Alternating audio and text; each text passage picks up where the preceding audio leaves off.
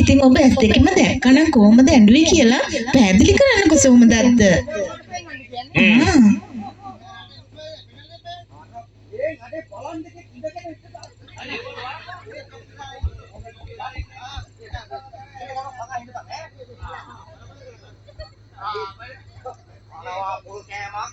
සෝමදත්ත ඉක්මන් කරන්නකෝ. අර කාමරේට වෙලා මේ අඬන් ඉස්සර මෙහෙම නිකන් ජැන්ඩියට ඉන්නවා. මොකද්ද බල ජැන්ඩියට ඉන්නවා කියන්නේ? ස්වාමීනි ජැන්ඩිය නෙවෙයි. ඒක මැන්ඩිය. හරි අපූර්වයි. අර බලන්නකෝ. ස්වාමීනි අර බලන්නකෝ. හරි හරි. ඉතින් කළා වෙන්නන්නකෝ.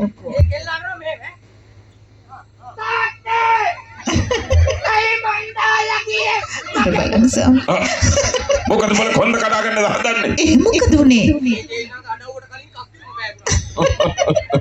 ඔය විදිහට තමයි පළමු දරුවා හඬා වැටෙන්නේ.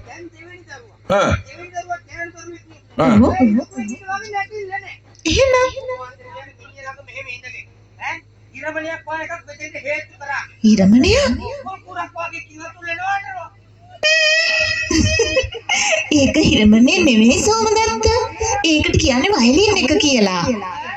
වයලින් එක කියලා. ආවුණාද? ඉතින් සෝමදත්ත ඒ දරුවා හඬා වැටෙන්නේ කොහොමද?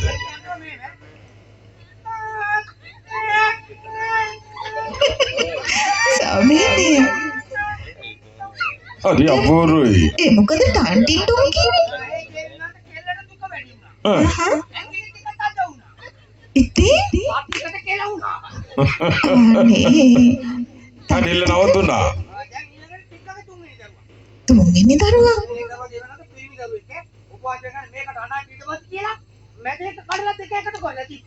මොකද්ද බල මැද එක? ඒකනේ ස්වාමීනි.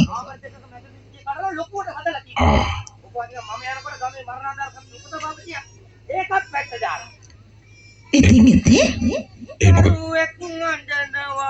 අම්මට දුක නැතිද කිරිමණ්ඩලේ දොර ඇවියොත් හොඳ නැද්ද? සෝමදත්ත අද කියන්නකෝ. මේක ඇවිල්ලා වෘත්ති බල සෝමදත්ත ආ ඉදිරියේද තමුන් සිටින්නේ කියා වටහාගත යුතුයි.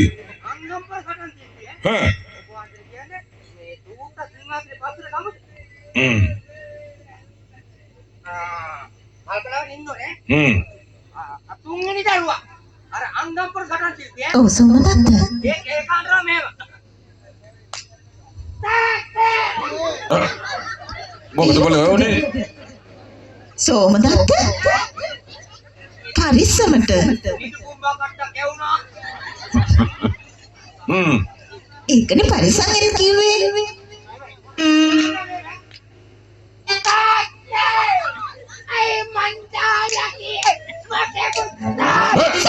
සෝමදත්ත නවත්තු බගවක. හරි අපූර්ව සෝමදත්ත. වැඩි වුණා කියන්නකෝ.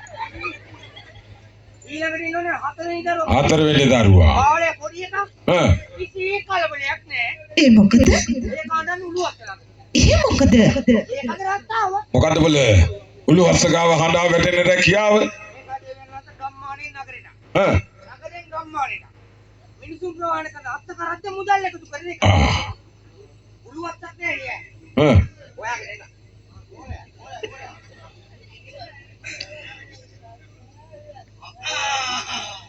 ඒකත් මගේ හිතේ. ඒක දෙවෙනි ඒ කාන්දරා මෙහෙම. කොහමද? මිනිහ උත්තන්න යන්නේ අnder කට්ටිය අනන්න. අනන්න කට්ටිය පස්සකින් අnder කට්ටිය ඉස්සරහට එන්න. ඔය විදිහට තමයි. ඒ කාන්දරාට ඉන්න මම බලා ඉන්නකොට ඉස්සරහ ඉන්න සුදු අත්තික නැඳලා. සුදු සරන් නැඳලා. ඒ කවුද? එන බඩ තියෙන තුන් දෙනෙක්. කවුද බල? ඒ කමේ මරණාධාර සමිතියේ සභාපතියි ලේකම්ගේ පාණ්ඩා. ඒ මොකද? ඔවුන්ගේ බඩවල් ලොකු වෙලා තියෙන්නේ. ඒකනේ මමත් අහන්නේ හිටියේ. සභාපතිතුමා හරි අපූර්ව. කට පරිසම් කරොත් හොඳයි. පැන් හිටව නෙමෙයි අපේ ගමේ. සෝමදත්ත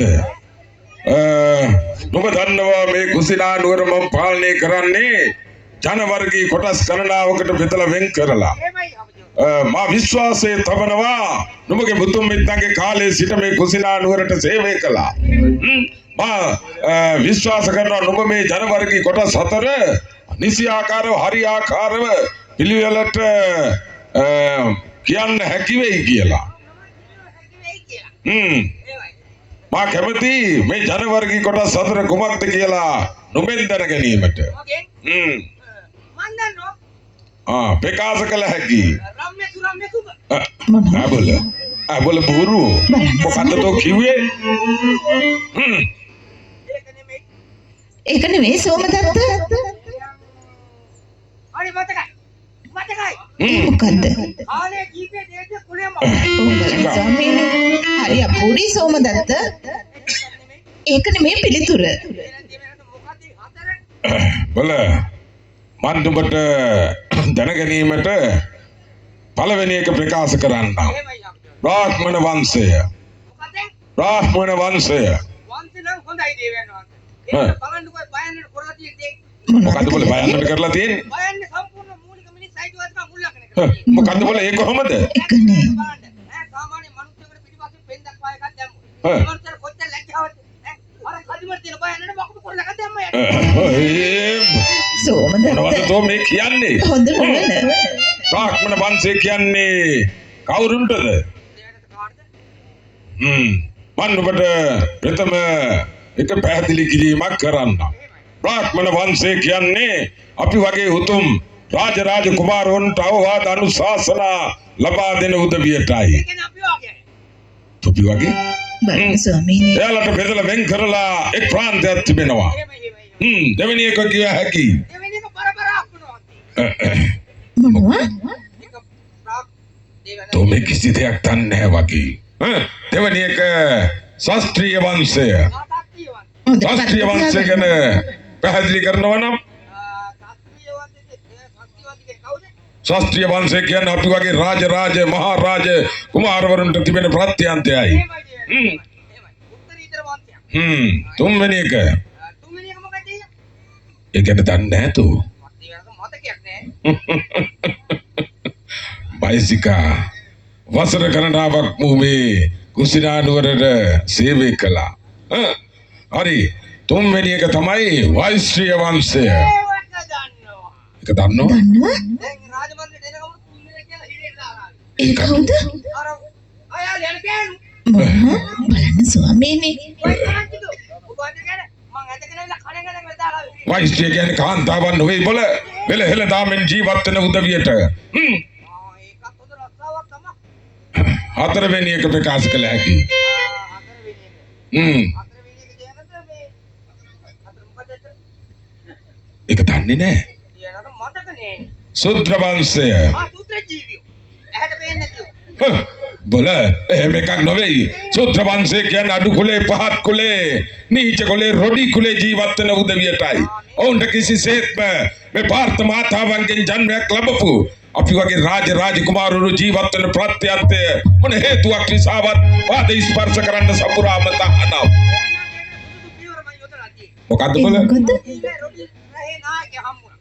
හම්බෙලා ඔබලගේ රහේ කීයක් ඉන්නවද? ඔබ අතට 250ක් ඉන්නවා. මම ඒකලා 250ටම එක ගානේ මිනිකෙටි කියලා තියෙනවා. දැන් ඒ වයිලාගෙන ඉන්නේ. එහෙනම් ඔයා දෙවිතුන් හතේ. නුඹගේ රැකියාව රාජකාරී හරියටම ඉෂ්ට කරලා තිබෙනවා. ඔවුන්ට ප්‍රකාශ කළාද දරුත් දුන්නද මොන හේතුවක් නිසාවත් මේ කුසිනානුවර මේ ප්‍රත්‍යන්තයට පාද ස්පර්ශ කිරීම සපුරාම තහනම් කියලා. මිනිකෙටි වදිනවා අපි හැංගෙනවා. හොඳයි බයිසිකා එට උදෑසන මට අල්ලකස්ස නුවර බලා ගමන් ආරම්භ කරන්න තිබෙනවා. ඒ මොකද ස්වාමීනි? මගේ මිත්‍ර රටක් නිසා යුද්ධයක් පවතිනවා. යුද්ධයක් කියන්නේ බොහොම පිහිසුනොයි. එහෙමයි. ಭಾರತ මාතාවන්ගේ කුසින් ජන්මයක් ලැබපු ජීවිත 100,000ක් ආරක්ෂා කිරීමේ වගකීම මා සතුයි. එහෙමයි ඒ ස්වාමීනි. වගේම හදවතින් ගලා හැලෙන රුධිරය මේ මාතෘ භූමිය තුල ගලා හැලෙන්න පුළුවන්. ඒද අවම කර ගැනීම සඳහා ඔවුන්ගෙන් හසුන්පතක් මට ලැබිලා තිබෙනවා. ස්වාමීනි ඔබ කිසි දෙයකට බිය වෙන්න එපා. මම ප්‍රාර්ථනා කරනවා ඔබට හැකි ඉක්මනින් රාජමාලිගාවට පැමිණෙන්න හැකියාව ලැබේවා කියලා. සෝමදත්ත හෙට උදෑසන සිට මගේ බයිසිකාවියේ රාජපත්‍රිපය විචාරම් කටයුතු සිදු කරනවා. මම නුඹට අන කරනවා අයට අවශ්‍ය ආකාරයට හැම දෙයක්ම සකස් කරලා පිළියෙල කරලා ලබා දෙන්නයි කියලා. බයිසිකා ස්වාමීනි. ප්‍රකාශ කරන්න මගේ සේවකයන්ට මගේ අශ්වකරන්තේ සූදානම් කරන්න කියලා. ස්වාමීනි. එච්චරයි. සෝමදත්ත සූදානම් කරන්න. හරියාකාරව රැකියාව සිද්ධ වෙන්න